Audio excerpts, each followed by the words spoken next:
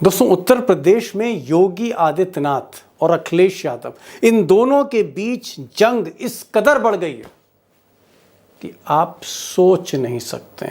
और जब से मंगेश यादव के एनकाउंटर में अखिलेश यादव ने योगी आदित्यनाथ की पुलिस को घेरना शुरू किया है, तब से जो योगी वर्सेस अखिलेश की जो वॉर है, ये वॉर सारी सीमाएं तोड़ चुकी है। अब आजकल अखिलेश यादव हालांकि आज की तारीख में अखिलेश यादव इस देश में तीसरे सबसे पावरफुल नेता हैं, बीजेपी और कांग्रेस के बाद सेंटर में। अखिलेश यादव घूम घूम कर कह रहे हैं कि योगी आदित्यनाथ ने उत्तर प्रदेश में ठाकुरवाद को बढ़ावा दिया है। पुलिस में ठाकुर, सचिवालय में ठाकुर, जिलों में ठाकुर, डीएम ठाकुर, एसपी ठाकुर, ये बात अखिलेश यादव कर रहे हैं। और तो और उनका कहना है कि जो एसटीएफ है, स्पेशल टास्क फोर्स, जो गुंडों को मारती है, बुलडोजर चढ़ा देती थी, ये जो स्पेशल टास्क फोर्स है, इसका नाम है स्पेशल ठाकुर फोर्स। एसटीएफ का मतलब है स्पेशल ठाकुर फोर्स। ये अखिलेश का कहना है। और उनका कहना है इन्हीं ठाकुर अफसरों ने मंगेश यादव की छाती में गोली उतार दी थी। ये अखिलेश का कहना है। यानी हर तरफ ठाकुर ही ठाकुर हैं, अखिलेश का कहना है।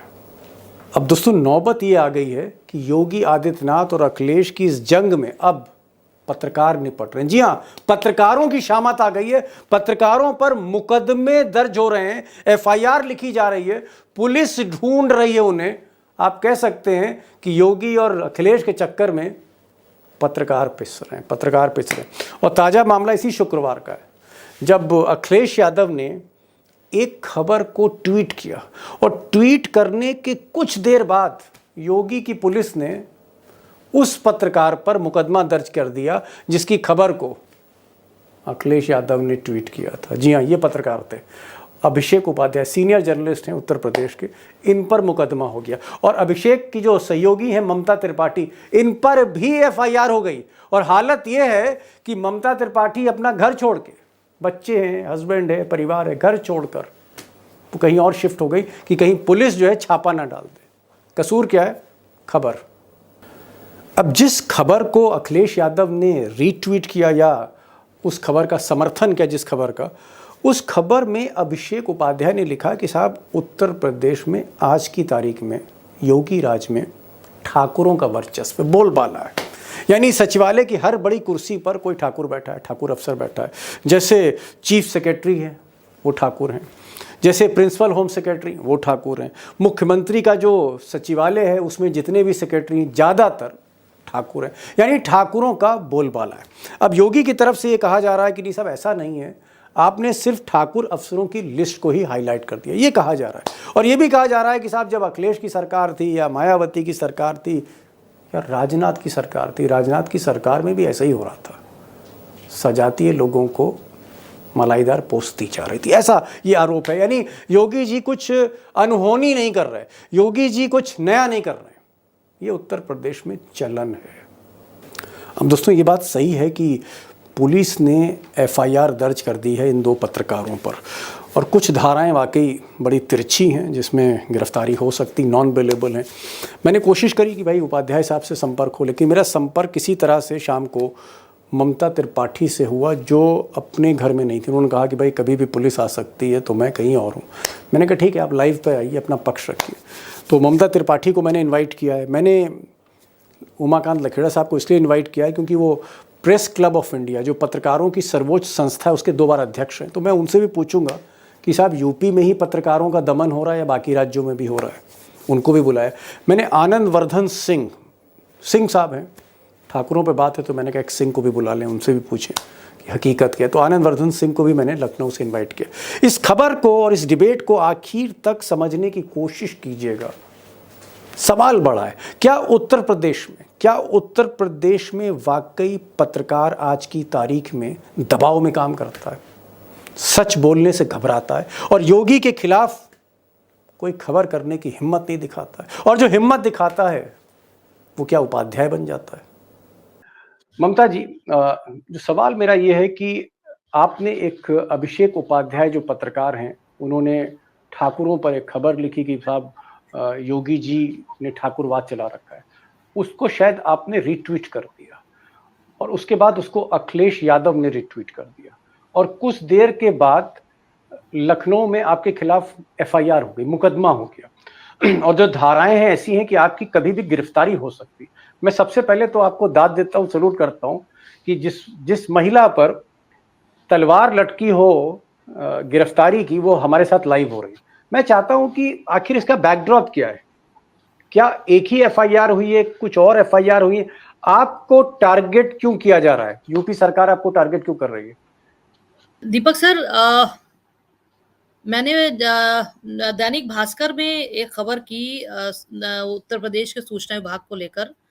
उसमें बताया गया था कि किस तरीके से सूचना विभाग ने अपने मुख्यमंत्री को अंधेरे में रखकर किस तरीके से वहां पर काम चल रहा है, किस तरीके से बजट को 10 गुना बढ़ा दिया गया। उसी काम के लिए जो काम 1.5 करोड़ में होता था, इन्होंने 40 करोड़ का टेंडर निकाला और किस तरीके से एक खास कंपनी को देने के लिए वहां पर जो कार्रवाई हो रही थी, काम चल रहा था। ये मैंने एक खबर की। उस स्टोरी को लिखने के बाद से ऑफिस पे दबाव बना के उस स्टोरी को डिलीट करवाया गया। उसके नेक्स्ट डे मेरे ऊपर पिछले साल सितंबर में ही एक मुकदमा इसी हजरतगंज थाने में करवा दिया गया और उसी कंपनी के जरिए करवाया गया जिस कंपनी को ये काम देना चाहते थे।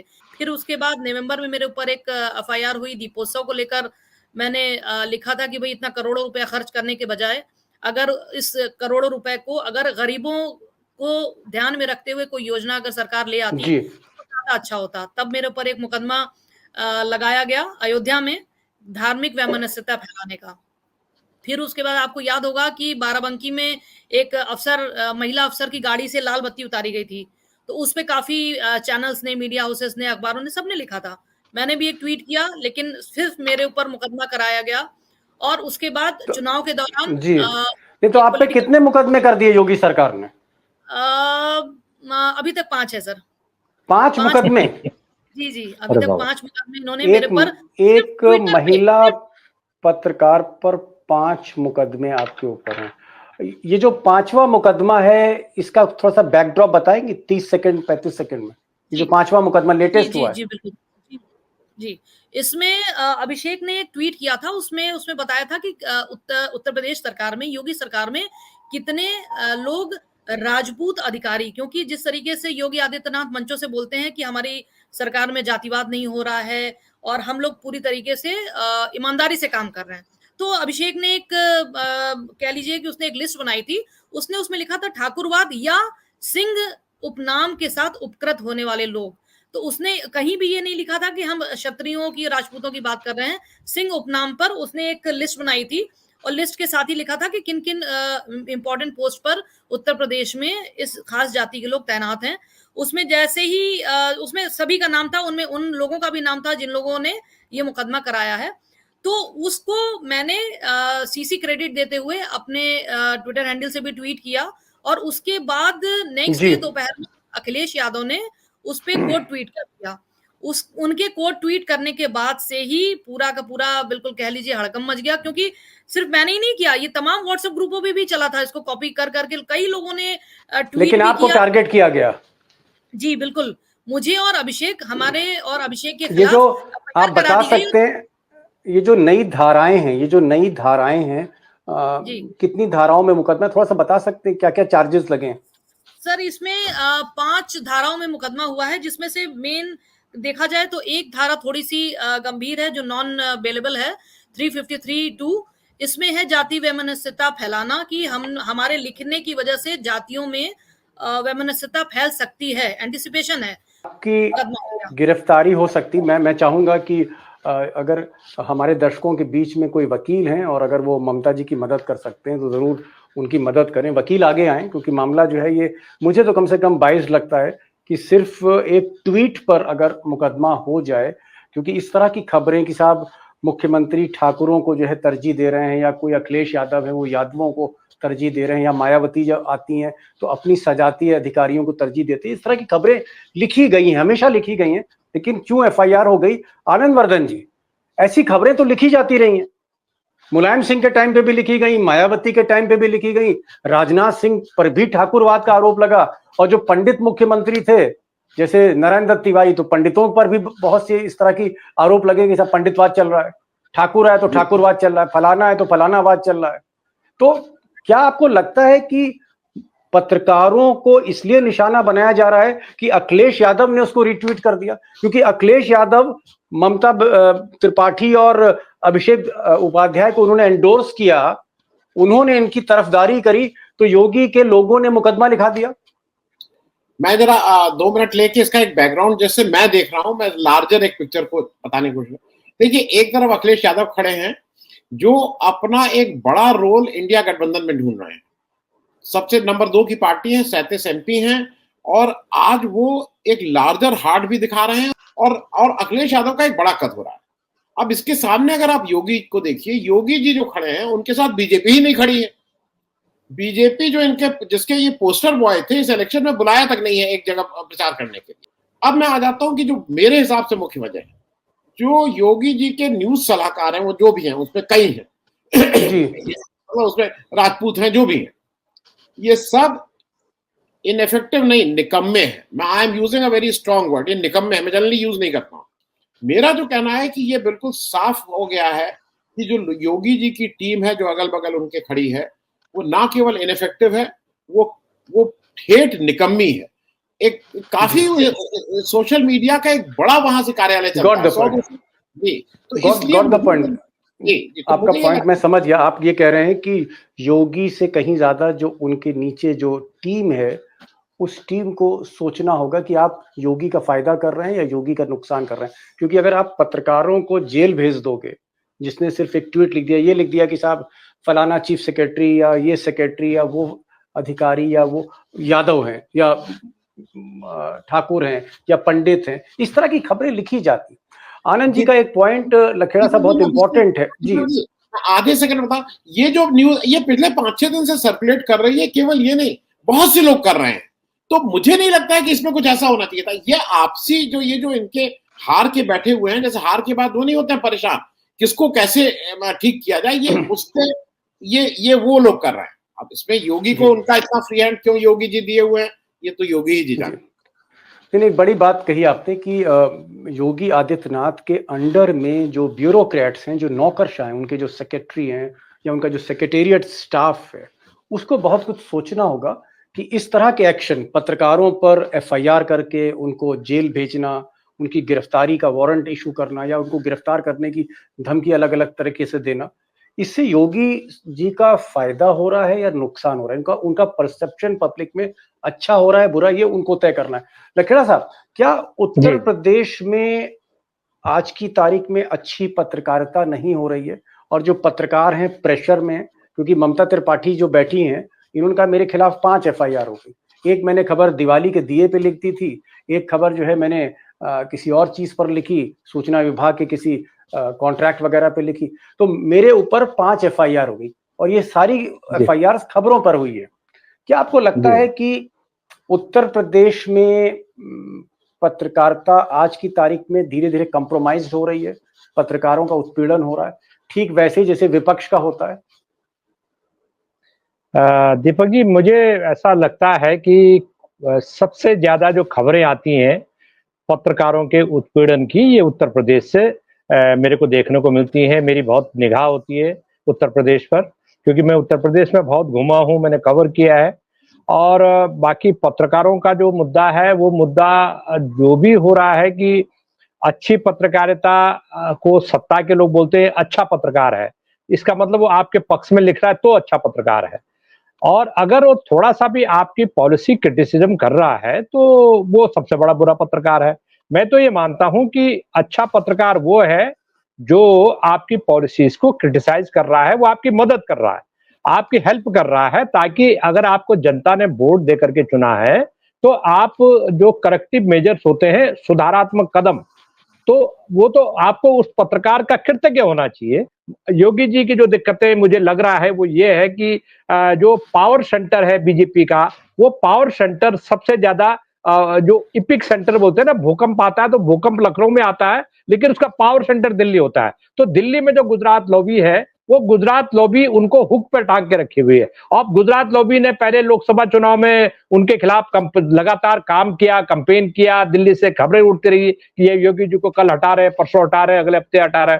तो ये जो चीजें, उसके बारे में हटाए जाने को लेकर के योगी जी इतने सेंसिटिव हैं कि उनको लगता है कि अखिलेश और उनकी पार्टी के लोग थोड़ा सा भी कुछ करते हैं तो वो एकदम टची हो जाते हैं। मुझे लग रहा है कि एक राजनेता को इतना टची नहीं होना चाहिए और उनको अपनी क्रिटिकल, अपनी बुराइयां, अपनी आलोचना सुनने के लिए हमेशा तैयार रहना चाहिए और स्वागत करना चाहिए आलोचना का, ऐसा मैं कहता हूँ। जी, लखेड़ा साहब ने एक नया पॉइंट दिया। उन्होंने कहा कि योगी जी को लगता है ये जो अमित शाह वर्सेस योगी आदित्यनाथ, ये जो कोल्ड वॉर है, जहां अमित शाह को लगता है कि योगी आदित्यनाथ की बढ़ती लोकप्रियता और वर्चस्व कहीं ऐसा ना हो कि प्रधानमंत्री की दौड़ से योगी आदित्यनाथ अमित शाह को किनारे कर दें।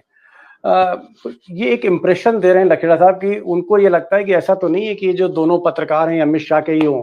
ममता जी, क्या अमित शाह ने तो नहीं कहा था ये आप रिट्वीट कर दीजिए? अमित शाह तो आपसे खबरें नहीं करवा रहे हैं योगी जी के खिलाफ। जी सर, आप एक बार एफआईआर को पढ़ लेंगे तो शायद आप ये सवाल नहीं करते मुझसे। आपने उसमें देखा नहीं, शायद पढ़ा नहीं होगा कि जिसने भी कराया है एफआईआर, उसने लिखा है कि योगी जी ईश्वर का रूप है और वो उनको ईश्वर की तरफ पूछता है। और ये योगी जी जैसा कोई भी मुख्यमंत्री पूरे भूभाग पे नहीं है, पूरी पृथ्वी पे नहीं है। आपने शायद उस आरती को पढ़ा नहीं, ये मतलब पहली इस तरीके की एफआईआर मैंने भी पढ़ी है। जिस तरीके से लिखा तो गया, आप ईश्वर से क्यों टकरा गई? ईश्वर से क्यों टकरा रही हैं? नहीं सर, मैंने तो अपना काम किया, जो मेरा काम था मैंने अपना काम किया। अब ईश्वर को अच्छा, लगा एक चीज, एक थोड़ा सीरियस नोट पे मैं पूछना चाह रहा हूँ। आपको लगता है कि अगर अखिलेश यादव ने ये जो ट्वीट थी इसको रीट्वीट ना किया होता, यानी अखिलेश यादव खुद मैदान में ना उतरे होते, तो आप पर एफआईआर ना होती? अखिलेश यादव क्योंकि मैदान में कूद गए तो एफआईआर हो गई।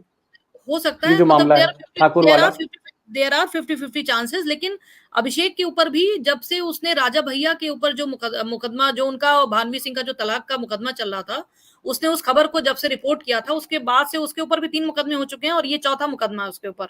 वो भी लगातार यूपी से रिलेटेड खबरें कर रहा था। उत्तर प्रदेश की सरकार का जो एकमात्र, जो मुझे समझ में आया कि वो चाहते हैं आप कुछ भी वहां पर जो चल रहा है, जो राजा की इच्छा नहीं है जिसे देखने में कि वो जनता जान पाए, वो अगर आप रिपोर्ट करेंगे तो राजा की इच्छा के विपरीत जाएंगे तो आपको इन सब चीजों को झेलना पड़ेगा। इसीलिए वहां के लोग उनको महाराज कह के संबोधित करते हैं और वो भी इसी में खुश होते हैं कि आप मुझे महाराज कहिए। तो वो लोकतंत्र में अगर महाराज सुनने की अगर आपके अंदर ख्वाहिश हो गई और आपको चरण वंदना करने वाले लोग पसंद हैं, तो फिर आप उनसे क्या एक्सपेक्ट कर सकते हैं?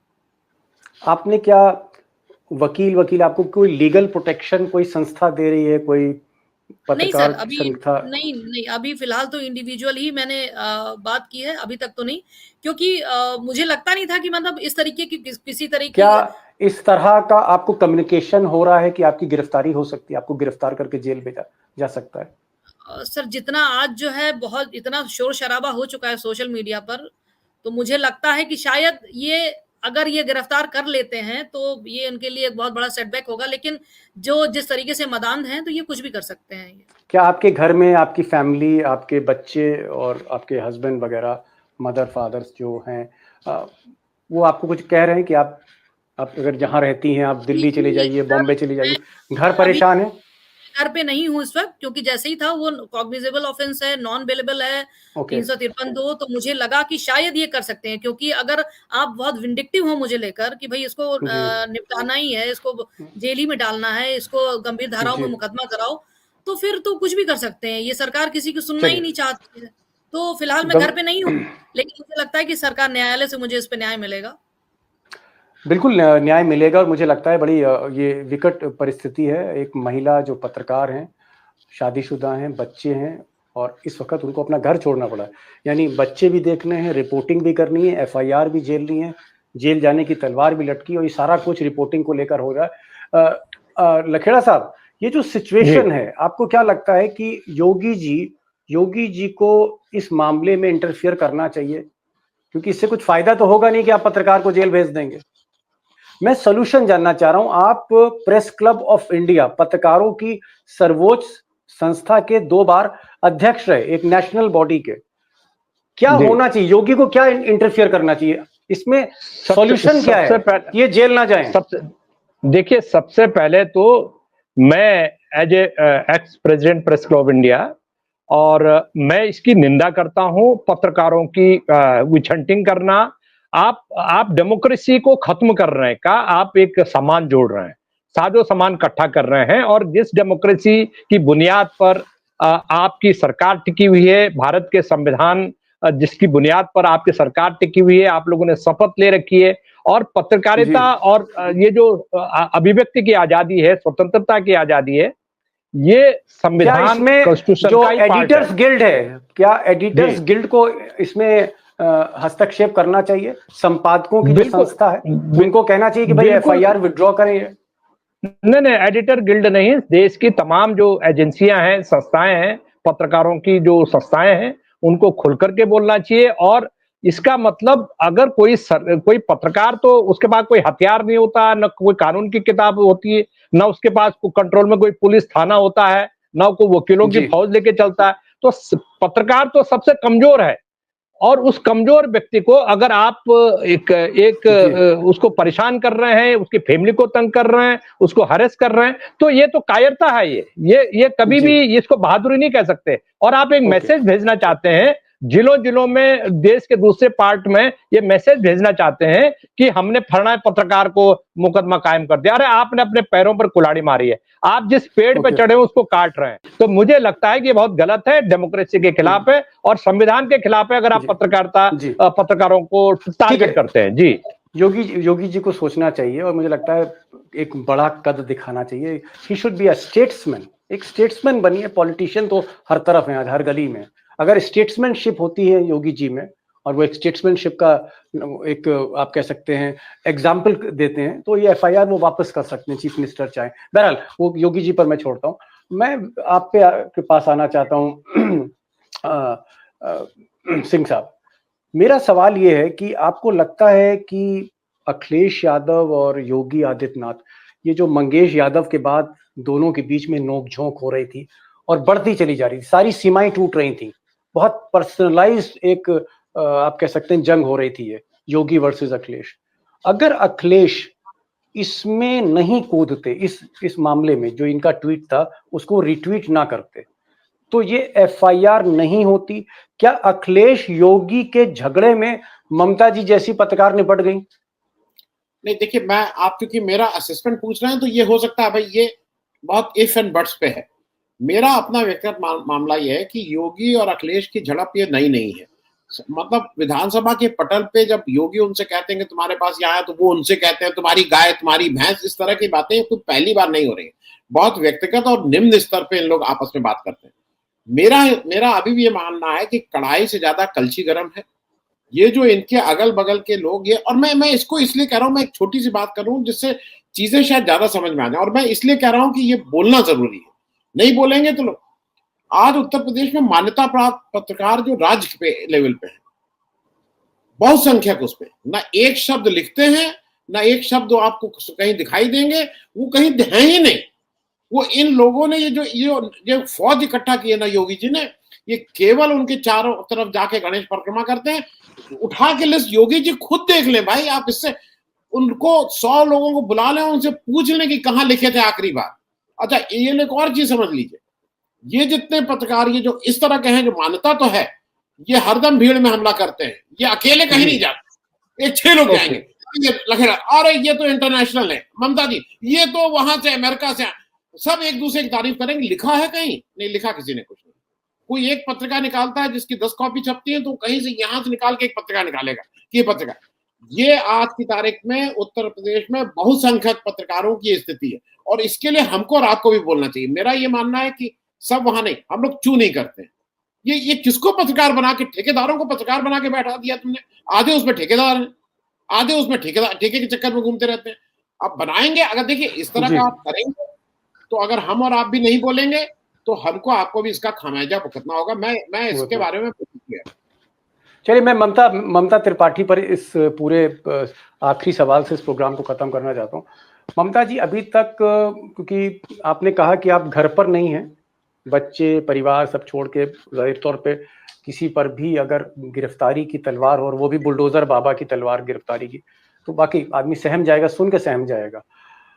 क्या कोई संस्था अभी तक आगे आई कोई एनजीओ आगे आया कि उसने कहा भाई हमारी तरफ से वकील, हमारी तरफ से ये, हमारी तरफ से वो, कोई कपिल सिब्बल टाइप, कोई प्रशांत भूषण जैसा, कोई किसी ने आपको फोन करके कुछ इस तरह का कोई आश्वासन दिया, या सब नहीं कुछ सर, आप अकेले में अभी मैनेज कर रहे हो? अभी तो मेरे जो पर्सनल कॉन्टैक्ट्स हैं उन्हीं में से जो दोस्त मित्र शुभचिंतक हैं उन्हीं में से कई लोगों का फोन आया, लेकिन हाँ इस तरीके का एनजीओ या किसी संस्था ने अभी तक अप्रोच नहीं किया है। मेरी अभिषेक से भी जी। बात हुई थी तो उससे भी अभी तक किसी ने इस तरह की कोई भी बात नहीं कही है। लेकिन हम दोनों का यही था कि हम लोग अभी भी, ऐसा नहीं है कि इनके एक मुकदमे जी। से हम लिखना छोड़ देंगे, लिखना वैसे ही जारी रहेगा। और अभी ओहो, आनंद वर्धन सर ने ओह। बोला उसमें एक चीज और है सर, स्टेशनरी शॉप वाले ड्राइवर, ये भी मीडिया, इन्होंने अभी मान्यता दे रखी है उत्तर प्रदेश के सूचना विभाग ने, जो नहीं, ये स्टेशनरी बात शॉप आपने बड़ी कह दी। ये तो आपने मतलब कहा कि चाहे एफआईआर हो जाए, मुकदमा हो जाए, मैं डरने वाली नहीं हूँ, मतलब मैं डरने वाली नहीं नहीं सर, हूँ। लिखना तो वैसे ही जारी रहेगा। अगर हमारे सामने कुछ गलत हो रहा है तो वो तो लिखेंगे। कराइए, आप कितने ओके, मुकदमे कराएंगे? चलिए इसी पॉइंट पर मैं खत्म करता हूँ। बड़ा पॉजिटिव नोट है और बहुत मैं हिम्मत की दाद देता हूँ ममता की। इनका ये कहना है कि चाहे और एफआईआर हो जाए, चाहे गिरफ्तार कर लें, पत्रकारिता मैं नहीं छोड़ूंगी, खबर जो है मैं लिखूंगी, चाहे अंजाम जो कुछ हो। ममता आप आई और मैं चाहूंगा अपने जितने भी हमारे दोस्त उनकी तरफ से कि कोई ना कोई, अगर कोई कोई टॉप लॉयर देख रहा है तो आपकी मदद करे, कोई एनजीओ सामने आए। लखेड़ा साहब, आपने जो सॉल्यूशन दिया कि बेहतर ये होगा कि एक स्टेट्समैनशिप योगी जी को दिखानी चाहिए और एक महिला के खिलाफ कम से कम अभिषेक अध्याय और ममता त्रिपाठी, इन पर जो एफआईआर हुई है एक आम सी खबर को लेकर, उसको अगर विड्रॉ कर लें तो ज्यादा कद ही बढ़ेगा। उससे कम से कम एक अमित शाह को मैसेज दे सकते हैं योगी जी कि बाबा और चाणक्य में फर्क क्या है। और आपका भी बहुत बहुत शुक्रिया सिंह साहब, आप आए और सिंहों की बात हो रही थी और एक सिंह कम से कम गर्जा सच्चाई के साथ।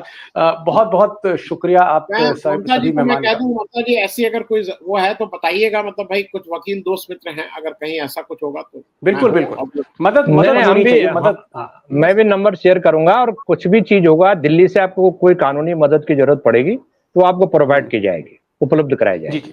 Thank you sir. तो दो लोगों ने मदद कर दी। मैं चाहूंगा कि जो हमारे दोस्त देख रहे हैं वो भी ममता की जरूर मदद करें। ममता ट्विटर पे भी है, अपना ट्विटर हैंडल अगर आप बता दें। ममता त्रिपाठी लिख दें सिर्फ ट्विटर पे, तब आपको संपर्क कर सकते हैं। ममता त्रिपाठी 80। ममता त्रिपाठी, चलिए।